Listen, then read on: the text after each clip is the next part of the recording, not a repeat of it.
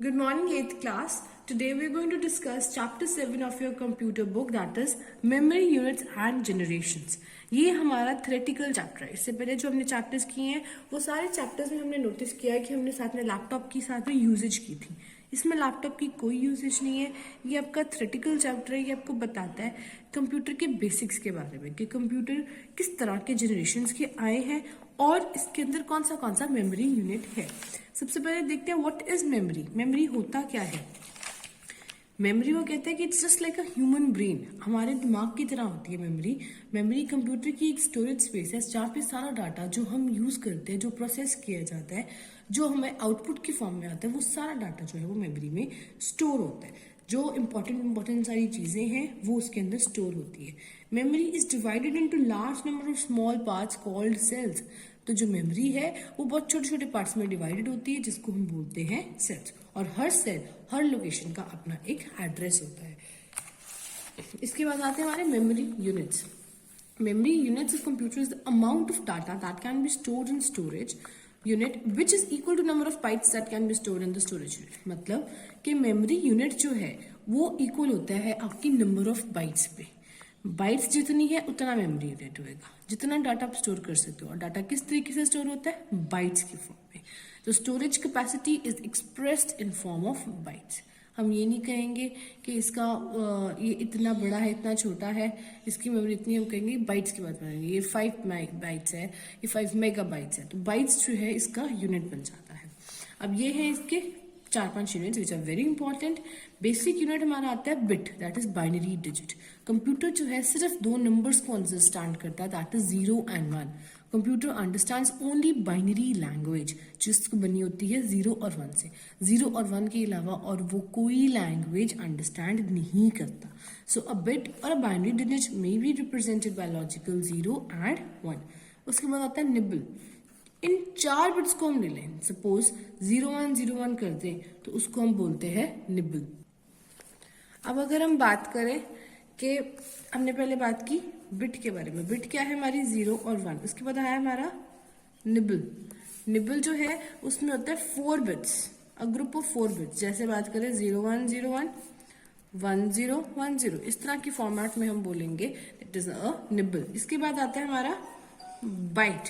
Bite होता है 8 bits का कॉम्बिनेशन, 8 बिट्स का ग्रुप. तो यही चीजें 8 में बन जाएंगी. 0101, 00, 1 2 3 4 5 6 7 8. ठीक है जी. पर 0 और 1 नहीं आएगा. 2 नहीं आ सकता, 3 नहीं आ सकता, 4 नहीं आ सकता, ABCD नहीं आ सकता. Only 0 and 1 are included. इसके बाद आता है हमारा वर्ड. वर्ड क्या होता है? ये फिक्स्ड नंबर ऑफ बिट्स होती हैं जो डिपेंड करता है कि आप किस तरह से ले रहे हो. ये आपके कंप्यूटर के साइज के ऊपर डिपेंडेंट होता है. ये छोटा भी हो सकता है, 8 बिट्स जितना भी हो सकता है, और ये 96 बिट्स जितना भी हो सकता है. So it all depends on your computer size. हर एक कंप्यूटर का अपना वर्ड साइज होता है, उस पर डिपेंड करता है. ठीक है जी. Next we see measuring units. Measuring units of computer memory. ये है इसके मेजर यूनिट्स. यही इनको इसने ब्लॉक्स में आपको शो किया हुआ. देखो 0 और 1, फिर 4 बिट्स, फिर 8 बिट्स, फिर किलो बाइट आ गई. बिट निबल बाइट आ गई. उसके बाद किलो बाइट आ गई. किलो बाइट में क्या है? देखो 1 KB is equals to 1024 bytes. इसके अंदर 1024 बाइट्स होती है. फिर नेक्स्ट फिर मेगा. सो इसका रिलेशन इस तरह से है. देखो हमेशा 1024 ही आएगा, बट मेगा पहले सिंपल बाइट्स, फिर KB, then megabytes, then gigabytes, then terabytes, and then petabytes. These are the units. These can come in your MCQ or fill-up forms. Very important of this chapter. ठीक है जी. Next we see types of memory. अब memory अलग अलग तरह की होती है. देखो इस डायग्राम में it is showing magnetic tape जो आती है हमारी सेकेंडरी स्टोरेज वाली मेमोरी में, जिसमें हम कहते हैं जो परमानेंट मेमोरी होती है. फिर आती है हमारी ऑप्टिकल डिस्क जो हम कहते हैं एक्सटर्नल मेमोरी है पर इससे एडवांस्ड मेमोरी में आती है. फिर मैग्नेटिक डिस्क, इससे भी एडवांस्ड आ गई. मेन मेमोरी जिसमें है कि सारी चीजें नॉर्मल है और हमारी प्राइमरी मेमोरी बन जाती है. इससे ऊपर आती है हमारी cache memory, fastest memory, CPU registers which do not take much time to do any type of calculations. ठीक है. तो इसका मतलब registers, then cache, then primary, and this is all a secondary memory और you can say external memory. तो जो ऊपर वाला पार्ट है हमारा रजिस्टर्स, कैश और मेन, ये आ जाते हैं हमारे इंटरनल मेमोरी के अंदर. और magnetic disk, optical disk and magnetic tape, ये हमारे तीनों आ जाते हैं एक्सटर्नल मेमोरी के अंदर। जिस तरह से हम ऊपर की तरफ देखेंगे तो हमारी जो स्पीड है वो इंक्रीज होती है, और अगर हम नीचे साइड जाते जाएंगे, ऊपर से नीचे देखोगे तो इसमें क्या है, आपका साइज बढ़ता जाता है। जिस तरह से उन्होंने शो किया, इसका साइज सबसे छोटा होता है, फिर बड़ा, देन बड़ा, and this is the largest one. ठीक है जी। So memory classified into two categories, internal and external. Internal memory के अंदर क्या क्या होता है, instructions of program and data need are placed where work can be done on them, कि जो काम हमने करना है वो इंटरनल में पड़ा होगा तो ही होगा। और इंटरनल में मतलब सीपीयू यूज करता क्या है, रजिस्टर्स को, कैश को, इस काम के लिए। किस तरह से डिवीजन है ये देखो, internal memory classified into two parts, cash and primary. Cash आगे डिटेल में पढ़ेंगे हम।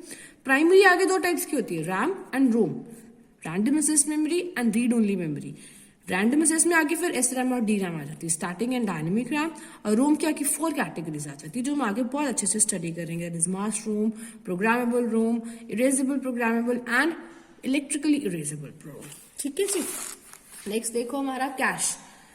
Cash memory is very high speed semiconductor memory. This is one of the fastest memory, बहुत जल्दी काम हमारा करती है। और किससे बनी होती है, सेमीकंडक्टर से, ना ही कंडक्टर से, ना ही इंसुलेटर से, सेमीकंडक्टर से बनी होती है। which can be used to speed up CPU.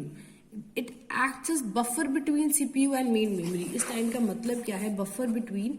Buffer का मतलब होता है जब हमारा बीच में एक जगह बन जाती है। ये हमारा CPU है और ये हमारी मेन मेमोरी है। ठीक है जी। इन दोनों के बीच हमारी आती है cache memory. It is pronounced as cache memory, cache memory नहीं है, कैश मेमोरी।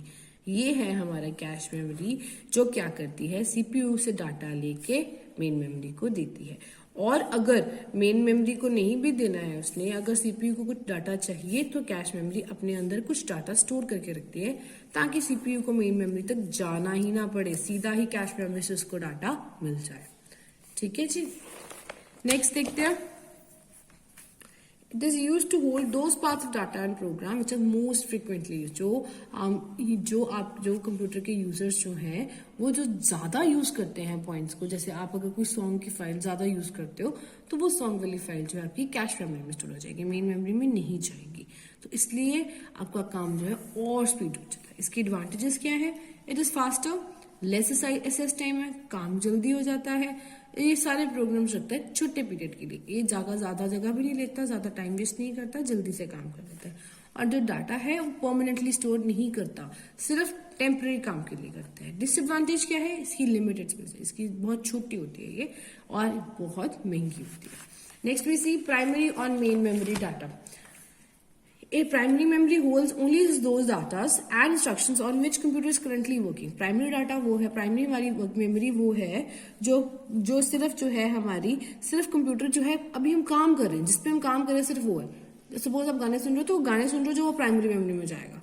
अगर आप बैकएंड पे माइक्रोसॉफ्ट वर्ड चला रहे हो तो वर्ड नहीं जाएगा, सिर्फ जो है सिर्फ सॉन्ग्स ही आपके प्राइमरी मेमोरी में स्टोर होंगे।